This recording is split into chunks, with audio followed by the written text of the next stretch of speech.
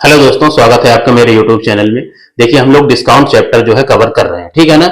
इस वीडियो में मैं आपको 4 सवाल कराऊंगा जो रिलेटेड होंगे एमपी और सीपी के रेशियो से, ठीक है ना।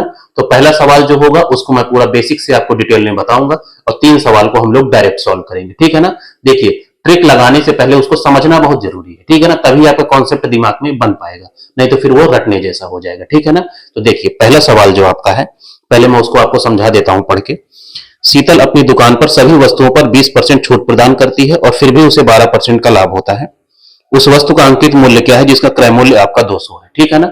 सीपी की वैल्यू 200 दी हुई है, एमपी की वैल्यू आपको निकालनी है, ठीक है ना। तो देखो, सवाल में आपको क्या है, वो 20% की छूट प्रदान करता है, ठीक है ना। तो हम लोग जो डिस्काउंट देते हैं हमेशा अंकित मूल्य पर देते हैं, एमपी पर, ठीक है ना। तो क्या होगा आपका, हम लोग उसको एमपी के 20% का डिस्काउंट दिया तो कितने में बेचेगा, 80% में उसको बेचेगा, ठीक है ना। तो ये वैल्यू क्या है आपकी, ये तो आपकी सेलिंग प्राइस है ना, विक्रय मूल्य, ठीक है ना। एमपी के 80% में वो वस्तु को बेच रहा है, ठीक है ना। और क्या है फिर भी उसको 12% का लाभ होता है। देखिए, हमेशा जो आपको लाभ या हानि होती है वो क्रय मूल्य पर होती है, सीपी पर, ठीक है ना। तो अगर आपको सीपी पर 12% का लाभ चाहिए तो आप उसको सीपी के 112% में बेचेंगे, तभी आपको लाभ होगा 12% का, ठीक है ना। तो ये क्या होगा आपका, भाई 12% का हमें लाभ चाहिए तो सीपी के 112% में जब आप उसको बेचेंगे तभी आपको 12% का प्रॉफिट मिल पाएगा, ठीक है ना। तो ये भी क्या है, आपका एसपी की वैल्यू है, विक्रय मूल्य की, ठीक है ना। तो देखो, अब ये दोनों आपकी एसपी की वैल्यू है तो दोनों आपस में बराबर होंगी, ठीक है ना। तो यहां से आप एमपी और सीपी का रेशियो लिख सकते हैं, एमपी बटे में आपका सीपी। तो ये क्या हुआ, देखो क्या होगा, 112% डिवाइड बाई आपका 80%, ठीक है ना।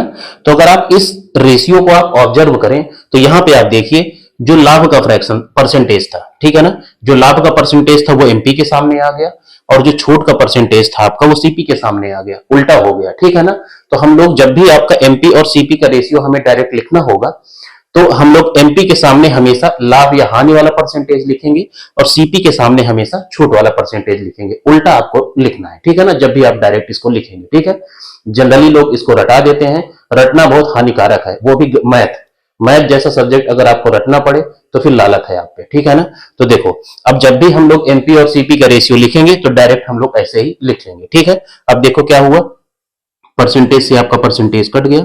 अब जो जिससे कट रहा है काट लीजिए, ये 16 × 85 और 16 × 7 आपका 112। तो एमपी और सीपी का रेशियो कितना हो गया, 7 बटे में आपका 5, ठीक है ना। इसी 5 की वैल्यू आपको 200 दी हुई है, ठीक है ना। तो ये कितना होगा आपका, 40 गुना है, 5 को 20 होगा, ठीक है ना। तो जब 7 को आप 40 गुना करोगे तो कितना हो जाएगा आपका 280। तो अंकित मूल्य कितना होगा आपका 280, आपका आंसर हो जाएगा, ठीक है ना। तो 280 क्या होगा, ए पार्ट आपका आंसर हो जाएगा, ठीक है ना। तो ये हुआ क्वेश्चन नंबर 48 का सोल्यूशन, ठीक है। नेक्स्ट सवाल है आपका क्वेश्चन नंबर 59, ठीक है ना। अब देखो, 3 सवाल को हम लोग धड़ाधड़ उड़ा देंगे, ठीक है ना, इन सवालों में कुछ नहीं है।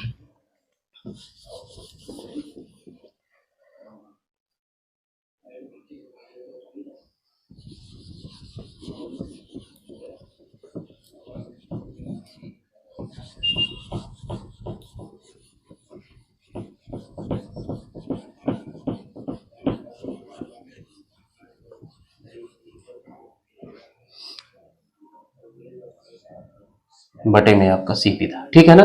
तो अगर आप चाहो तो एक जनरल फॉर्मूला भी आप डिराइव कर सकते हो, देखो, एमपी बटे में आपका सीपी, ठीक है ना। तो हम लोग एमपी के सामने क्या लिखेंगे, हमेशा प्रॉफिट या लॉस वाला परसेंटेज, ठीक है ना। तो ये क्या हो जाएगा, 100 प्लस माइनस में आपका प्रॉफिट ऑब्लिक में आपका लॉस, ठीक है ना। और डिवाइड बाई आपका, नीचे हम लोग हमेशा आपका डिस्काउंट वाला परसेंटेज लिखेंगे, ठीक है ना। तो ये क्या हो जाएगा आपका 100 माइनस में आपका डिस्काउंट और ये आपका परसेंटेज, ठीक है ना। तो ये केवल जनरली मैंने इसलिए बता दिया कि एक बार आपके नजर में ये रहे, ठीक है ना। लेकिन हम लोग इसका थोड़ा भी यूज नहीं करेंगे, डायरेक्ट हम लोग उसको करेंगे, ठीक है ना, क्योंकि हम सवाल को समझ चुके हैं, ठीक है। अब देखिए क्या है, क्वेश्चन नंबर आपका 59 है। देखिए, दिनेश अपने ग्राहकों को रेन कोट पर 15% की छूट प्रदान करता है और 25% का लाभ कमाता है, ठीक है ना। तो एमपी और सीपी का रेशियो क्या होगा, ठीक है, डायरेक्ट आप लिखिए। देखिए, जो लाभ वाली वैल्यू है वो लोग हम एमपी के सामने लिखेंगे, ठीक है ना। 25% का लाभ है तो कितने में बेचोगे, 125% में, ठीक है ना। और छूट को हम लोग सीपी के सामने लिखेंगे, छूट है आपकी 15% की तो कितने में बेचोगे, 85% में, ठीक है ना। इसी को आप सॉल्व कर दीजिए तो एमपी और सीपी का रेशियो हो जाएगा। परसेंटेज से परसेंटेज कट गया, 5 से काटिए आपका 17 बार में, ये 5 से आपका 25 बार में, ठीक है ना। तो रेशियो क्या आएगा, 25 बटे में आपका 17, ठीक है। अब देखिए आपको क्या दिया हुआ है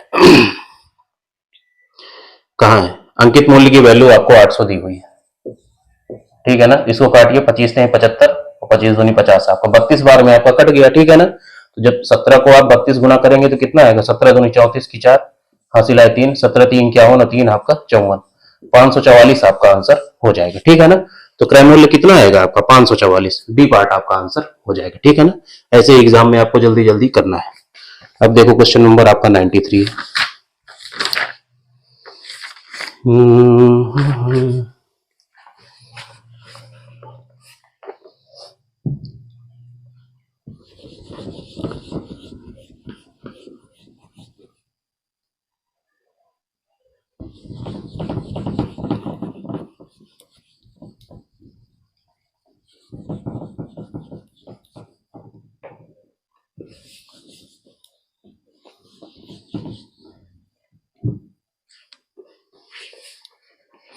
क्वेश्चन नंबर 93 आप देख लीजिए, पहले इसको मैं पढ़ के आपको सुना देता हूं।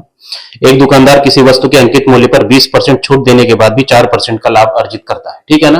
तो डिस्काउंट का परसेंटेज है आपका 20% और लाभ का है आपका 4%, ठीक है ना। तो एमपी और सीपी का रेशियो आप डायरेक्ट लिखिए, ठीक है ना। तो लाभ वाला हम लोग लिखेंगे एमपी के सामने, तो कितना हो जाएगा 104% में आप बेचोगे, ठीक है ना। और 20% का छूट दोगे तो कितने में बेचोगे, 80% में, ठीक है ना। इसी को आप सॉल्व कर दीजिए, परसेंटेज से परसेंटेज कट गया, ये 4 दूनी 8, 4 संग 24 आपका, ये 2 से कटेगा कितना आपका 13 बटे में आपका 10 आया, ठीक है ना। एमपी बटे में सीपी की वैल्यू आई 13 बटे में आपका 10। आगे क्या कह रहा है, उसने वस्तु पर क्रय मूल्य से कितना प्रतिशत अधिक मूल्य अंकित किया है, ठीक है ना। तो क्रय मूल्य कितना है आपका 10 और अंकित मूल्य आपका 13 है, तो कितना आपका 3 ज्यादा है, ठीक है ना। डिवाइड बाय किससे पूछा है, क्रय मूल्य से, तो नीचे हम लोग सीपी की वैल्यू लिखेंगे और गुणे में आपका 100, 0 से आपका 0 कट गया, तो कितना अधिक आपने लिखा है 30% आपका आंसर हो जाएगा, ठीक है ना। तो क्या होगा, सी पार्ट आपका आंसर हो जाएगा 93 का, ठीक है ना। अब नेक्स्ट सवाल कौन सा है, 96, इसको भी देख लीजिए, बहुत ही आसान सवाल है, ठीक है ना। और ये बार बार आपके एग्जाम में ऐसे ही एज इट इज आते हैं, बहुत होगा डिजिट चेंज होगी बस।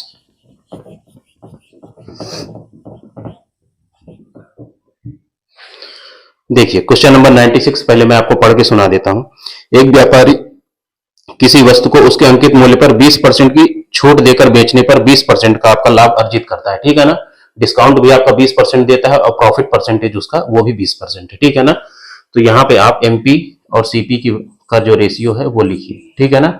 लाभ कितने का है 20% का, तो कितने में बेचोगे 120% में, ठीक है ना।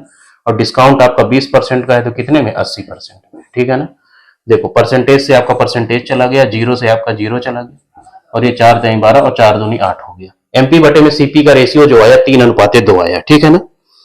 क्रय मूल्य की वैल्यू आपको 448 दी हुई है, तो 2 की वैल्यू आपकी 4 4 8 है, तो 1 की वैल्यू कितनी हो जाएगी 2 दूनी 4, 2 दूनी 4 तो चौको 8, ठीक है ना। 224 गुना आपको करना है, ठीक है ना। तो अंकित मूल्य क्या है आपका 3 का 224 गुना कर दीजिए, तो कितना हो जाएगा 3 चौको 12 की 2, हासिल आए 1, 3 दूनी 6, 1 7 और 3 दूनी 6, तो 672 आपका आंसर हो जाएगा, ठीक है ना। तो क्वेश्चन नंबर 96 का क्या होगा 672 आपका ये पार्ट में दिया हुआ है, तो ये पार्ट आपका आंसर हो जाएगा, ठीक है ना। तो देखो ये आपके 4 सवाल हो गए, जो बचे होंगे उनको आपको एज इट इज करना है। एमपी और सीपी का रेशियो अब आपको डायरेक्ट लिखना चाहिए, अब आपको बेसिक से बिल्कुल भी नहीं करना चाहिए, ठीक है ना। अब देखो तो आज के लिए इतना काफी है, ठीक है ना। 4 सवाल मुझे मिले तो मैंने करा दिए, अगर कोई छूट गए हो तो उसको आप अपने से कर लीजिएगा, ठीक है ना। तो आज के लिए इतना काफी है। जय हिंद।